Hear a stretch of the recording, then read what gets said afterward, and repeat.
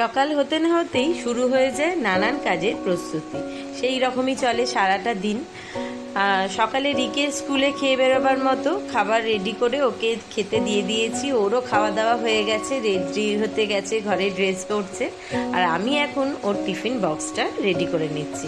আজকে একটুখানি দই দেবো ভেবেছিলাম, তো টক দই আনতে বলেছিলাম, দাদা ভুল করে মিষ্টি দই আর এই একটা প্যাস্ট্রি আর একটা এনেছে চকলেট কেক। সেগুলোই ওর বক্সে ভরে দিই। ও রেডি হয়ে গেছে, দিয়ে বেরোবে স্কুলের জন্য।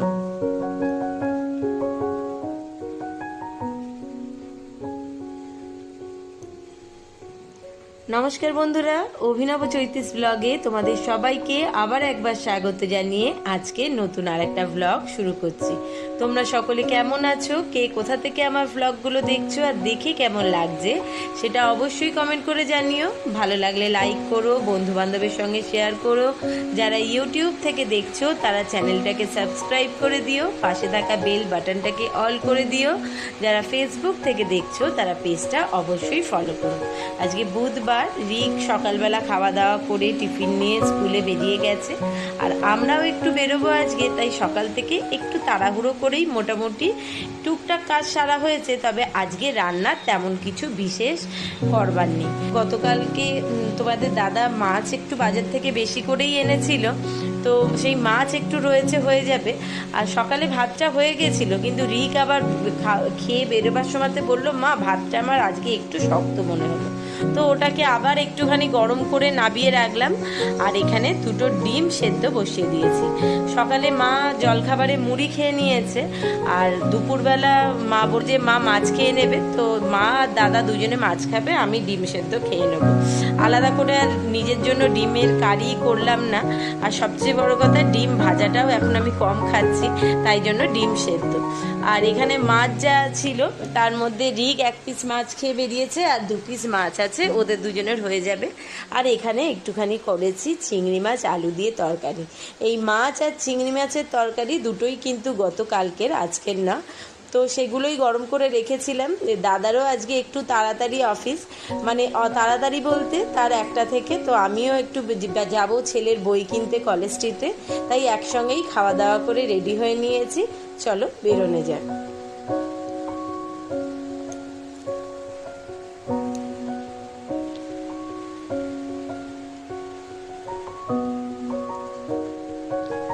বাড়ি ফিরতে ফিরতে প্রায় 3:30 বেজে গেছিল, আর এসে কিছুক্ষণ শুয়ে পড়েছিলাম। এতক্ষণ সকাল থেকে এক নাগাড়ে দৌড়ঝাঁপ করে তারপর আর এসে ভালো লাগছিল না।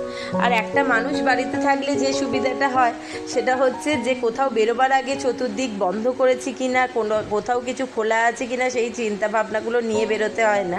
তো মা দুপুরে ছিল, মা নিজের খাবারটা নিজে পরে টাইম মতো বেড়ে খেয়ে নিয়েছিল।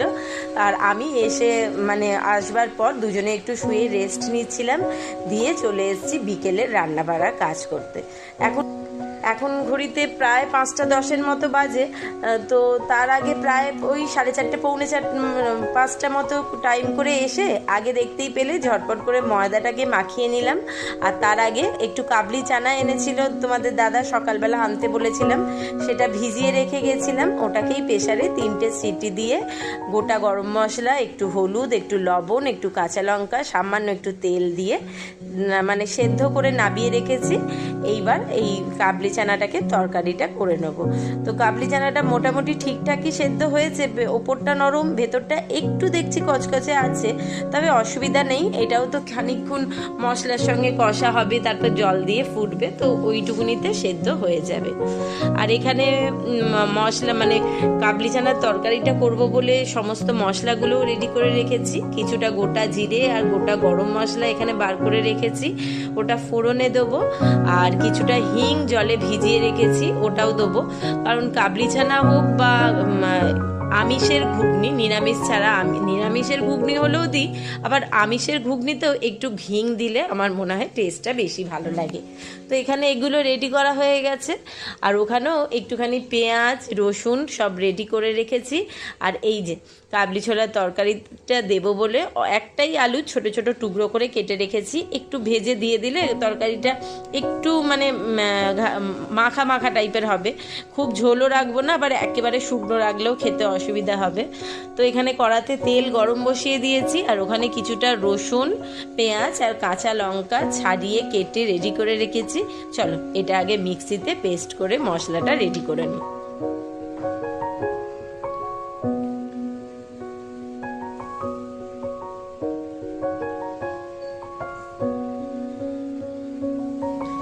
তেলটা গরম হয়ে গেছিল, তাই আলুটা ভাজতে ছেড়ে দিলাম। এটা ভাজা হতে হতে মশলাটা করে নিয়ে চলে আসব।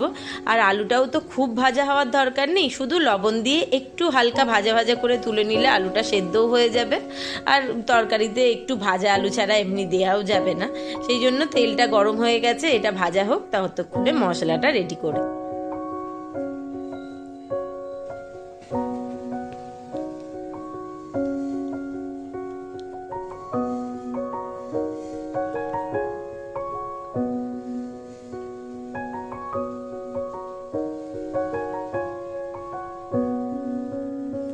আলুটা ভাজা হয়ে গেছে, তুলে রেখেছি। এবার ওই গোটা গরম মশলাটা গরম তেলের মধ্যে ফোড়নে দিয়ে দিলাম। আর ফোড়নটা মোটামুটি 10 সেকেন্ড মতো একটুখানি হয়ে গেলে, বেশি না পোড়া অবধি হয়ে যেতে যেতেই তার মধ্যে দিয়ে দিলাম হাফ চামচ মতো চিনি। চিনিটাও একটুখানি তেলের সঙ্গে গলে গেলে সুন্দর পেঁয়াজটাতে তাড়াতাড়ি রং ধরে যায়, আর বেশ দেখতেও ভালো হয়। মানে যে কোনো তরকারিতেই গরম তেলের মধ্যে যদি চিনিটা দেয়া যায়, তবে অবশ্যই খুব সাবধানে, কারণ চিনিটা আবার পুড়ে গেলে পেঁয়াজটাও পুড়ে যাবে, আর তরকারির স্বাদটা একেবারে, আমার তো মনে হয় অতি জঘন্য হয়ে যায়, কেমন একটা তিতকুটে টাইপের টেস্ট আসে। চিনিটা বেশ গলে একটু কালার লালচে মতো আসলেই ততক্ষণে পেঁয়াজটা দিয়ে দিলে সুন্দর, পেঁয়াজটাতে দারুণ সুন্দর একটা রং ধরে যায়। ব্যাস, এখানে চিনিও মানে মেল্ট করে গেছে, আর গরম মশলা থেকেও দারুণ সুন্দর একটা সেন্ট বেরোতে শুরু করেছে। এই যে দেখো চিনির রংটা কেমন একটু হালকা লাল টাইপের হয়ে গেছে। এরপর দিয়ে দিলাম ওপর থেকে পেঁয়াজ আর রসুনের বাটাটা। ওটা আস্তে আস্তে তেলের সঙ্গে ভাজা হতে থাক, ততক্ষণে অন্যদিকে একটু আদা আর একটু টমেটো রেডি করে নেবো। মানে টমেটোটাকে কুচিয়ে নেবো আর একটু আদা গ্রেট করে নেবো। চিনিটা যে ক্যারামেলাইজড হয়ে গেছিল, তাই জন্য পেঁয়াজের রংটা খুব সুন্দর এসে গেছে, আর তাড়াতাড়ি পেঁয়াজটাতে রঙও ধরে যায়। আগেই বললাম পেঁয়াজ রসুন দুটো থেকেই কাঁচা গন্ধ চলে গেছে, ভাজা হয়ে গেছে। আর এদিকে ততক্ষণে আদাটা গ্রেট করে রেখেছি, টমেটো কেটে রেখেছি, আদাটা দিয়ে দিলাম। এরপর দেবো টমেটোটা। আদাটা একটু নেড়ে নিই, কাঁচা গন্ধটা চলে যাওয়ার পর তারপর টমেটোটা দেবো। আদা একটু সামান্যই দিয়েছি, ওই হাফ চামচের একটু বেশি গ্রেট করা আদা দিয়েছি, কারণ আদা বেশি পড়ে গেলে একটু ঝাঁঝ ঝাঁঝ মতো লাগে, সেটা ভালো লাগে না খেতে।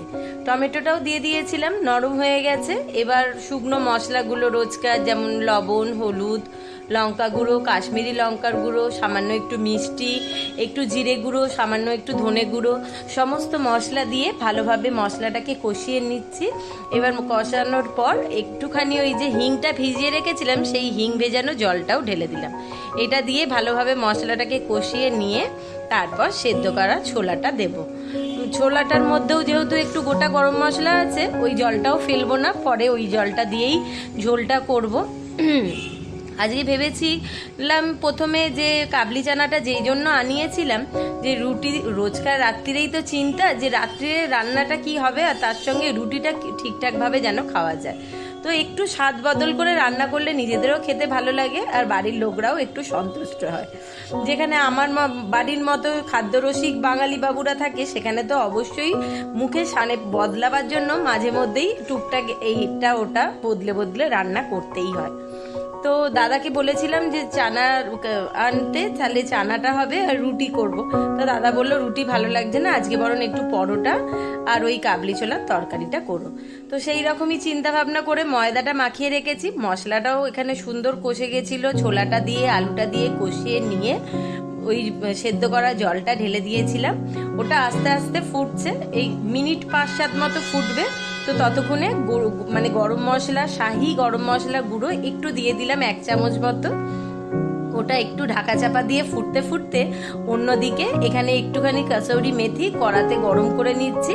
একটু হালকা গরম হলেই হাতে করে একটু গুঁড়ো করে ওপর দিয়ে ছড়িয়ে দেবো, তাহলে সেন্ট আর টেস্ট দারুণ দুটোই ভালো আসে। এটার পর গ্যাসটা পরিষ্কার করে তারপর পরোটাটা হবে। তো পরোটা করব বলে ঠিক এখানে তরকারিটা রেডি হয়ে গেছিল, নাবিয়ে রেখেছি, ওপর দিয়ে মেথিটা ছড়িয়ে দিলাম। এটা একটু ঢাকা চাপা দিয়ে রাখবো, তাহলে ভালো সেন্টটা আসবে। ততক্ষণে রিক বাবু এসে গেছেন, আর এসে রান্নার মেনু শুনেই তার অর্ডার হয়ে গেল যে মা পরোটা না, এই রকম অত্যাচার তুমি আমার উপর করো না। এত সুন্দর যখন একটা তরকারি হয়েছে, ময়দা মাখা যখন রেডি আছে, তুমি একটুখানি ফুলকো ফুলকো লুচি বানিয়ে ফেলো, কারণ লুচি দিয়ে এই কাবলি ছোলাটা বেশি টেস্ট লাগবে খেতে। আমার কথাটা একটা দিন রাখো। তো তার কথা সবসময়তেই রাখা হচ্ছে, শোনা হচ্ছে। আর সাদা ময়দা মাখা দেখলেই তার মনটা লুচি লুচি করে গেয়ে ওঠে। তো সারাদিন বাদে ছেলে বাড়িতে এসছে, তার আবদারটা আর ফেলতে পারলাম না। নেচি কেটে নিয়েছি, আর ওখানে তেলটা গরম বসিয়ে রেখেই এসছি। এবার ঝটপট লুচিগুলো ভেজে নিয়ে, মানে বেলে নিয়ে ভেজে নেওয়ার পালা। একসঙ্গে বেশ অনেকগুলো লুচি বেলে নিয়েছি, কারণ তেলটা বেশ ভালো গরম হয়ে গেছে, তো ঝটপট লুচিগুলো ভাজা হয়ে যাবে। লুচি ভেজে উনি অন্যদিকে একদম গেছেন আমাকে বলে স্নান করতে, যে এসেই তুমি খাবারটা রেডি করে রাখো, আমি আসলেই খেতে দেবে গরম গরম লুচি ভেজে। তো গ্যাস ট্যাস পরিষ্কার করে তেলটা গরম বসিয়ে রেখে লুচিগুলো মানে বেলে রেডি করে রেখে দিয়েছি। আর এইবার ও বাথরুম থেকে বেরোতেই সঙ্গে সঙ্গে লুচি ভাজতে ছেড়ে দিয়েছি, কারণ ওনার আবার বেশ ফুলকো ফুলকো লুচি খেতে নাকি ভীষণ ভালো লাগে। লুচি ঠান্ডা হলেও যে খায় না এমনটা নয়, কিন্তু গরম লুচি পরোটা মানে সঙ্গে সঙ্গে ভেজে খেতে দিলে তার বেশি আনন্দ হয়। তো ছেলেকে এতটুকুনি আনন্দ দিতে আমি বেশিরভাগ সময়তেই, ওরা যখন খেতে বসে তখনই গরম লুচি পরোটা ভেজে খেতে দিই। পরোটা হলে তো অবশ্যই সেটা করি, লুচির ক্ষেত্রেও আমাদেরটা ঠান্ডা হলেও ওরটা চেষ্টা করি গরম গরম ভেজে দিতে। আর লুচিগুলো মোটামুটি দেখো তেলটা গরম বলে তো ছাড়বার সঙ্গে সঙ্গে একদম ফুলে দুফোল হয়ে উঠছে। চলো ওর মতো লুচি ভেজে ঝটপট ওকে খাবারটা খেতে দিয়ে দিই। আর ভিডিওটা কেমন লাগলো সেটা অবশ্যই কিন্তু কমেন্ট করে জানাতে ভুলো না। ভালো লাগলে লাইক করো, বন্ধু বান্ধবের সঙ্গে শেয়ার করো। যারা ইউটিউব থেকে দেখছো তারা চ্যানেলটাকে সাবস্ক্রাইব করে দিও, পাশে থাকা বেল বাটনটাকে অল করে দিও। যারা ফেসবুক থেকে দেখছো তারা পেজটা অবশ্যই ফলো করো। খাবার রেডি, মানে ওর মতো লুচি ভেজে নিয়েছি, আর কটা বাকি আছে সেগুলো পরে ভাজবো। এখন গরম গরম খাবার বেড়ে ওকে আগে খেতে দিয়ে দিই চলো। আর দাদা একটু মিষ্টিও এনেছে, সেটা দেবো। আর এই যে তরকারি রেডি হয়ে গেছে, তবে তরকারিটা থেকে মারাত্মক দুর্ধর্ষ সুন্দর একটা সেন্ট আসছে। আর রিক তো ঢাকনা খোলার সঙ্গে সঙ্গেই বলছে মা পুরো দোকানের মতো একটা গন্ধ পাচ্ছি। আসলে কাসুরি মেথি গরম খাবারে মানে গরম তরকারির ওপর দিয়ে একটু ঢাকা দিয়ে রাখলেই সেন্টটা কিন্তু এইরকমই সুন্দর আসে। তারপর অন্যান্য মশলা তো রয়েইছে। যাই হোক, ওর খাবার বেড়ে নেওয়া হয়ে গেছে, এবার ওকে খেতে দিয়ে দিই। আর আজকের মতো ব্লগটা এখানেই শেষ করলাম। সকলে ভালো থেকো, সুস্থ থেকো।